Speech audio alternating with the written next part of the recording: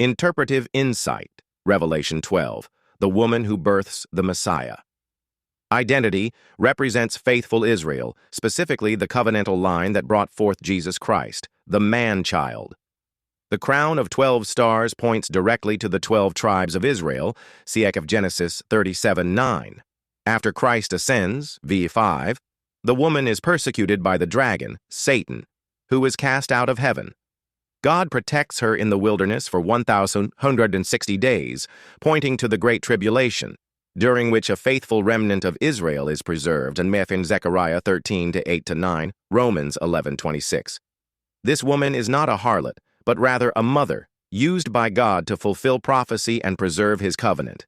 She is attacked, not exalted by the world. Revelation 17, the harlot who rides the beast. Identity.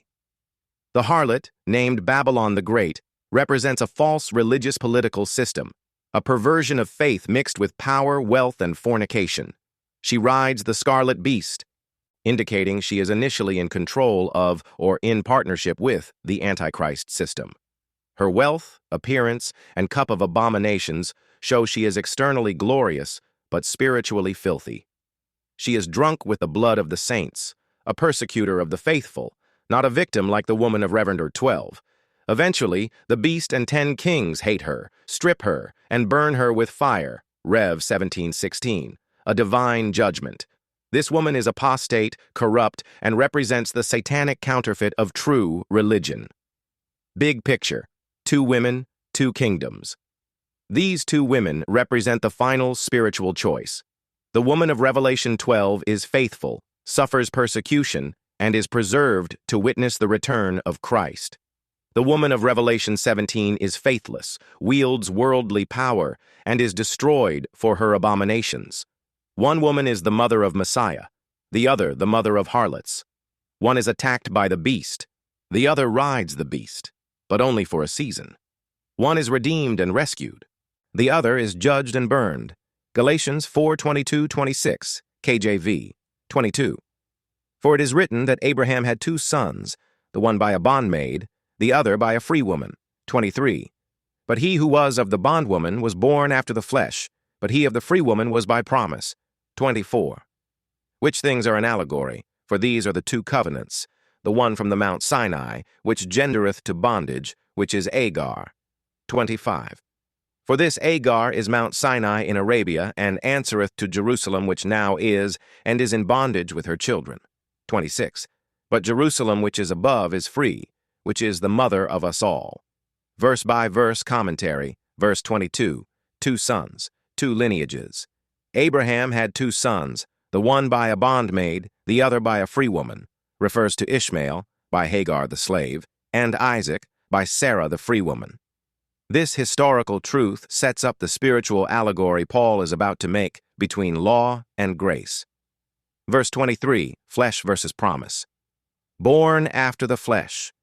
Ishmael was conceived through natural human effort, Abraham and Sarah attempting to help God fulfill his promise. Born by promise. Isaac's birth was supernatural according to God's timing and word, not human planning. Paul draws a line here between religious striving, flesh, and spiritual birth, promise, a key theme in the book of Galatians. Verse 24, the allegory, 2 covenants. Which things are an allegory? Paul uses typology to show how Ishmael and Isaac represent 2 covenants. Hagar, Ishmael, Baos, Old Covenant, Law, Sinai, slavery. Sarah, Isaac, New Covenant, grace, promise, freedom.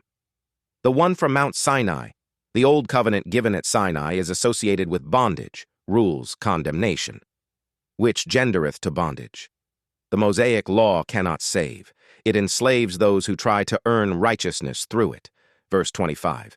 Hagar, Churs, earthly Jerusalem. This Agar is Mount Sinai in Arabia. Hagar symbolizes the law system delivered at Sinai. Answereth to Jerusalem, which now is.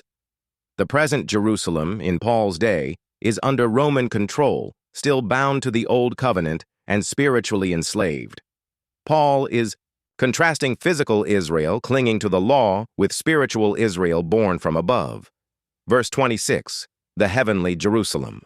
Jerusalem which is above is free.